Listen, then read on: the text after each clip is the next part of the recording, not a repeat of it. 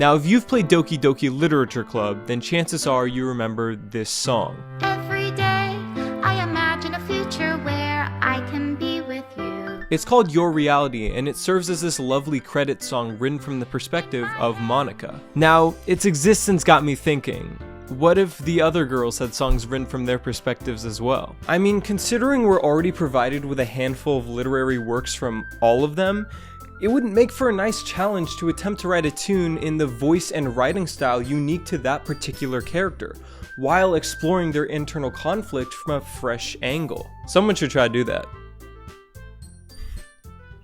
And I guess I'm that someone. Here's how this video is gonna go. First, I'll break down each of Sayori's poems and address what literary techniques I'll be borrowing.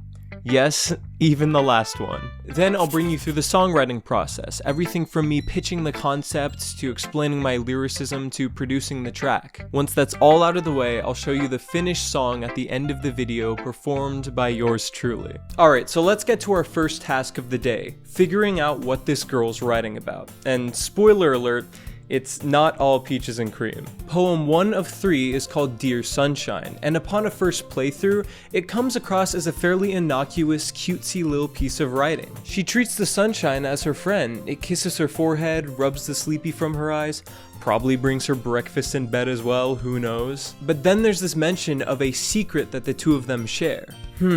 What could that be?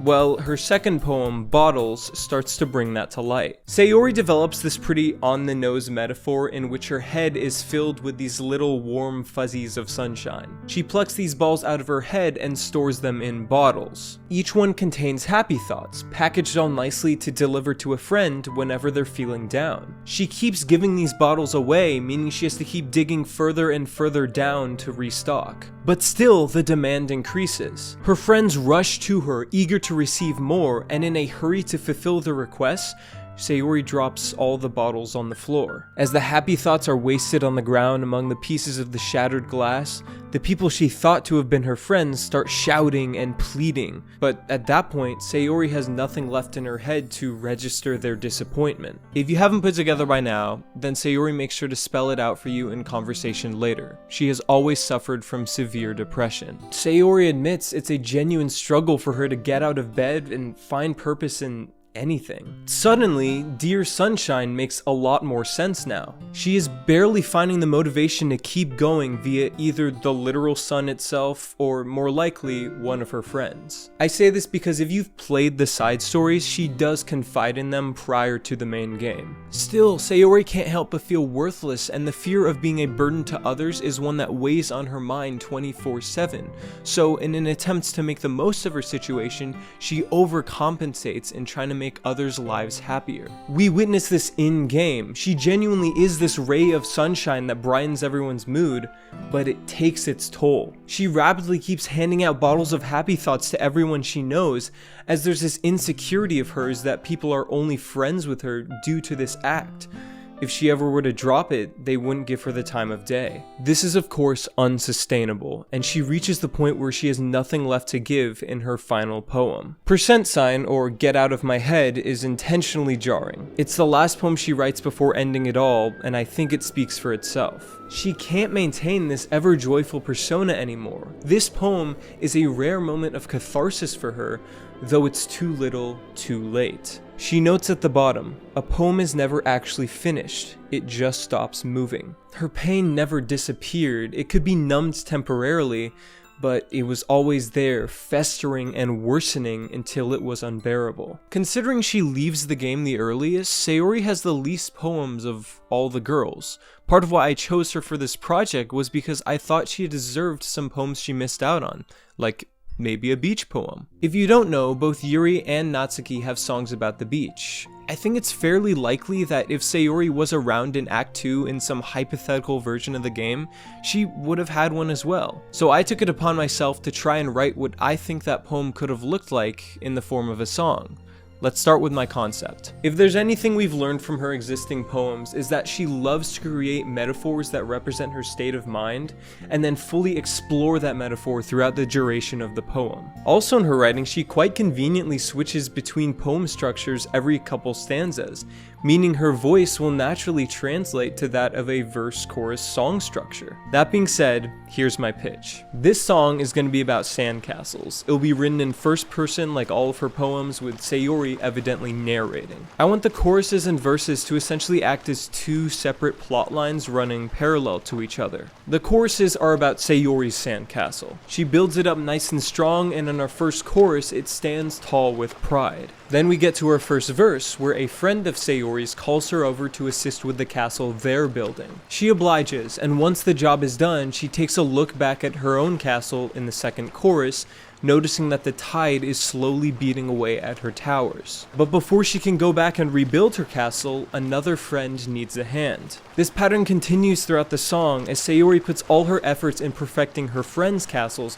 while hers is neglected until there's nothing left. The tide washes it away entirely, and the song ends with her kicking her bucket in rage, both figuratively and literally. Now, there are a few literary techniques I want to make sure to borrow so this somewhat sounds like her writing voice. It's not going to be perfect, but hopefully the essence will be there. Sayori's writing style is rather blunt, but only within the confines of the metaphor. As soon as you realize what the metaphor is, you realize she's kind of just saying things as they are. This is a big aspect I'd like to replicate. I can't be afraid of expressing her feelings lyrically, so long as her feelings are depicted via sandcastles. I think this is an important part of her voice to nail, as it's really what separates her from her friends. Monika and Yuri lean a little bit more into that good old cryptic verbosity, while Natsuki's on this complete opposite end of the spectrum with her signature punchy conciseness. I'd say Sayori lands somewhere in the middle, making for this tragic confession shielded ever so lightly by an analogy that feels most true to her. Something else unique to Sayori is her rhyme scheme. She kind of flip-flops between rhyming in one stanza and going pretty freeform in the next. While I'm not going to copy the structure beat for beat, I'll definitely be using it as a jumping off point to create another subliminal sub-metaphor. My idea is that the strength of the rhymes can represent the fortitude of each castle, or more literally,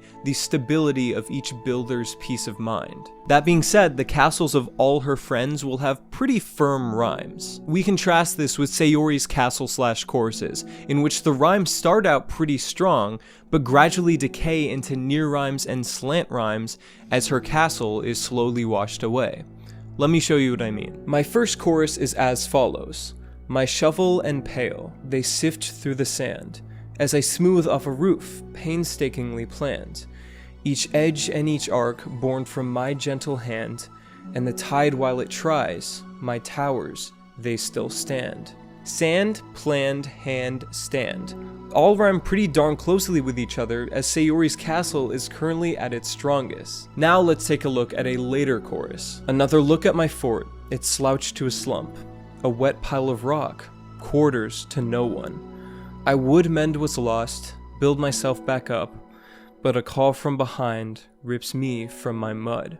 Slump, one, up, mud. At this point, barely anything remains of her castle, and thus the words barely sound similar. Now, some of you might be wondering how I'll integrate her last poem into this song. You know, the one that's 5 words over and over and over and over.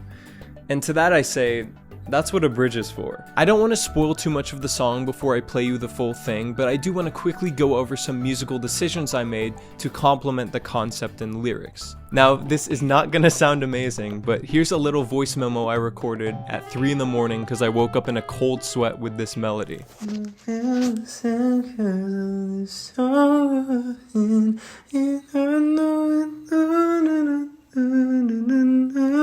Fast forward a couple of weeks, and we turn that half-asleep jumble of notes into something a little bit more coherent. My shovel and pail, they sift through the sand as I smooth off a roof, painstakingly planned. Each edge and each arc, born from my gentle hand, and the tide while it dries, my towers, they still stand. There are a few things I'd like to note here regarding chord progression and time signature. If you're not musically inclined, don't worry, I'll make this real simple. I wanted to develop a distinct compositional difference between the verse and choruses, considering how different their goals are lyrically. So for all her friends' castles, they solely use the chords G, D, E minor, C. These are the 4 chords you've probably seen people like Axis of Awesome make mashups to, because you can play like 99% of popular songs with them. Considering her friends' castles are stable thanks to Sayori, I wanted to musically convey this sense of safety and security in those verses. And what better way to accomplish that than with the most familiar chords of all time? Just one more castle, these paths from the gates, stretching out far, maybe 7 or 8. I move through the grains, but each trail ends too soon. Dead, blocked by a tune. It's a familiar tune. You'll notice that while the chorus is bookended with those 4 lovely chords, there's also like 5 minor chords played one after the other, all sandwiched in the middle. This is meant to represent how the facade of Sayori and ddlc is ebullient and inviting. The center is far more trepidatious. This song also changes time signatures between its verses and choruses. Sayori's castle narration is written in 4/4, while her friends are in 3/4. For the purposes of this video, I'll just define this as the difference between non-waltz time and waltz time. Since Sayori built her castle on her own and doesn't benefit from a co-builder, her choruses are in standard 4/4. Whereas in the verses, Sayori acts as a partner, a collaborator, to assist however her friend desires. The 3/4 time emphasizes how Monika, Yuri, and Natsuki's castles weren't solo endeavors. At least, I hope it emphasizes that. You'll have to be the judge. Now, before I play you the full tune, I want to acknowledge that this project wasn't a solo endeavor either. While I wrote and composed everything, it was the amazing Marina Ryan who went above and beyond in mixing and mastering the dozens and dozens of recordings I just throw her way. If that didn't make her cool enough, she graciously agreed to say a quick few words about her role in this collaboration. Working with her has genuinely given me so much respect for the art of audio engineering, and this video would not have been possible without her. I'm finally gonna zip it for now, but please enjoy. Hey, I'm Marina. I was the vocal producer, mix engineer, and mastering engineer for My Castle, and it was such an honor to work on this project. My Castle is a stripped back, really vulnerable showcase of someone who gives and gives and gives until they can't anymore. So let's talk about how it was made. I had a blast recording vocals with Xander. He gave these performances his all, and it's quite taxing and requires a lot of dexterity to record the same takes over and over again so that you can grab the best takes for the lead vocals. But with a good warm-up, everything is possible. So in this song, we had the lead vocals front and center, and we also recorded separate pans for hard left and hard right. Recording the same phrases over and over again and grabbing the best takes is called vocal comping. Listening to the song, you can tell that there are plenty of vocals, so there are background vocals that we recorded as well that come in and out at various parts. One thing I've learned in my years of producing is that you also don't just have to use one reverb, you can mix and match them. So in this case, we used a plate reverb and a room reverb to give the vocals a sense of space. They were placed on aux channels, and that allowed us to use sends and returns so that the reverb has its own channel, its own place in the mix, and in that way, we're also not taking away from the dry signal of the lead vocals as well. For the mix, you can probably tell we had a fair few guitar layers, and huge shout out to Xander for recording these himself. I probably don't need to tell you about the benefits of actually having a human record an instrument, but a couple things to keep in mind when we write in MIDI is that it can sound robotic for a few reasons. One of them being the notes being too perfectly quantized, and the second one being if the velocity of a note is the same, of all the notes is the same, then the song is going to sound robotic. One thing that I love that we did in this song is you'll notice we added the sound of beach waves, soft beach waves coming in and out. We automated their volumes so that they come in and out throughout the song as well. But this does a couple of things. Firstly, it provides a really nice sense of space. If you close your eyes, you can imagine yourself being on a beach, but it's also a technique that's really frequently used in EDM music to fill out the sound spectrum.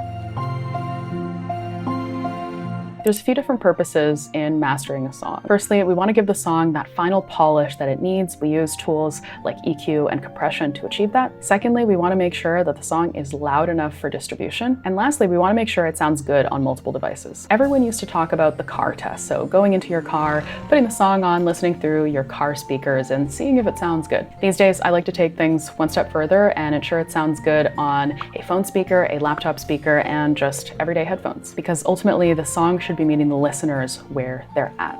It was such an honor to work on this song, and I hope you love it as much as we loved making it. If you haven't listened to it yet, please go check it out. It's available on streaming services everywhere.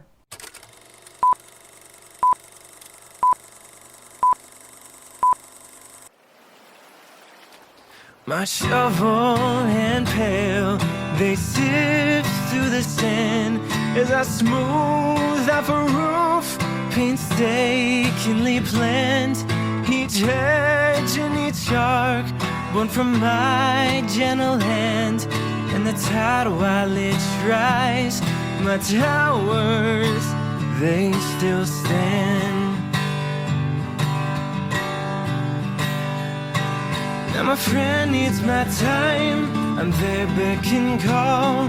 They need a moat to round off their walls, though the inside's so warm, they won't let it glow. Then again, oh, what do I know when a facade's all I show?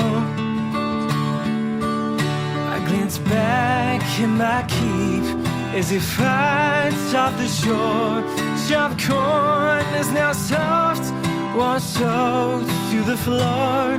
Each brick and each bend now beaten in cars, and every red flag, the stature's been cut short.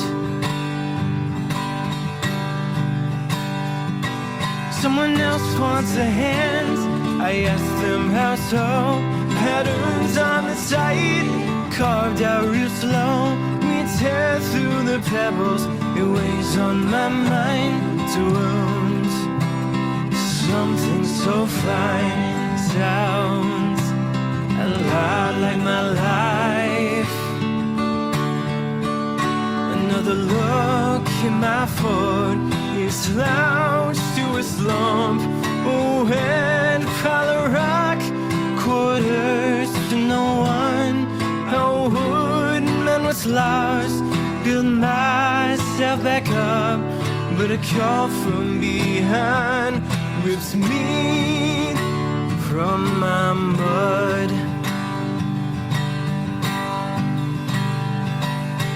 Just one more castle, he's passed from the gates, stretching out far, maybe 7 or 8. I move through the grains, but each trail ends too soon.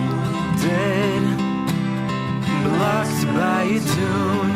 It's a familiar tune.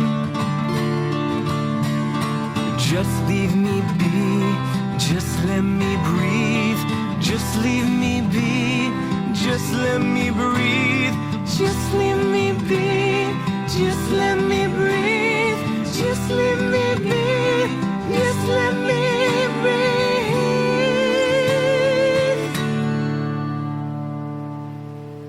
I return to my spot where my hopes once lay.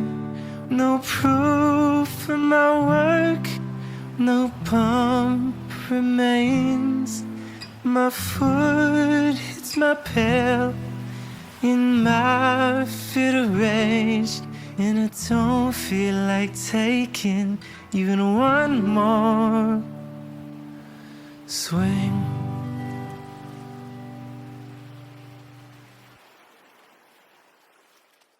If you're still watching now, thank you so much for giving this video and song a chance. I've never done a video like this before, so please let me know of any ways you think I can improve, or if you'd like to see more in general. I'd love to tackle songs for Yuri and Natsuki if anyone wants to see that. If you want to see an extra video where I go into more of the songwriting process and explain the lyrics further, then you can by becoming a member. You can also expect early access to every upload, chill extended thoughts exclusives, and shoutouts at the end of every video. Which reminds me, shout out to my first member, Lord Danielson, certified legend. Thank you so much. If I do end up doing more DDLC songs, then you can expect updates on those projects on my Twitter, which is linked below. Here's one more big thank you your way. I'm so grateful for every second y'all listen to me yap, and I hope you have a fantastic day.